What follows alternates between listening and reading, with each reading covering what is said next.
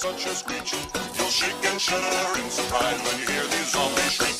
Spooky, scary skeletons and shivers down your spine. That shrieking skull will shock your soul. I got broads in Atlanta.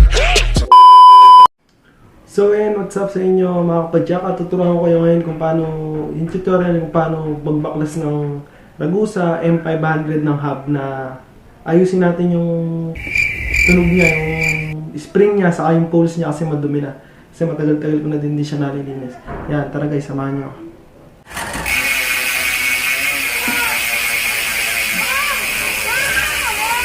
Yan, sounds niya guys.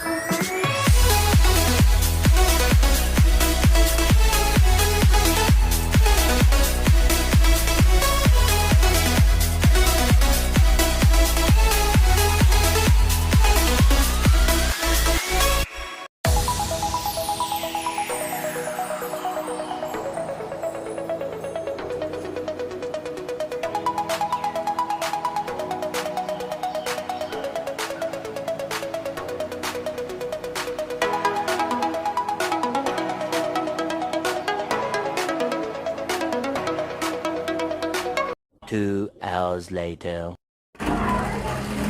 Sound check ulit natin.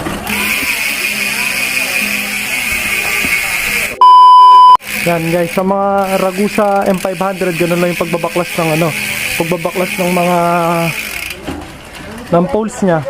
Pag-aayos ng mga spring, ganun lang, bilog lang yung spring niya. Parang sa mga susian, ganun. Saka di siya ganun kahirap tulad ng mga sa Speed 1, ganun. SRAM X9, ganun din yung halos magkamukha lang sila. Ayan, makita nyo guys, yan. Lumakas siya, diba? Inayos ko ulit. Sa madumi, puro langis na. Sa may mga buha-buhangin. Ayan. 2 hours later. So, ayan mga kapadyak, tapos na tayong mag-edit at mag-ayos, maglinis ng hub na Ragusa m-500. Ayan guys, sana may natutunan ka at ma-apply mo yan sa sarili mong bike na kaya mong gawin, kaya mo siyang gawin. Yan. Kung nag-enjoy ka at na gustuhan mo tong video ko na to at may natutunan ka, please like and subscribe ka na din sa YouTube channel ko. Huwag mo na rin kalimutan mag-click ng notification bell para updated ka naman sa mga videos na i-upload ko. Yan, ride safe all guys. Bye-bye. Thank you for watching.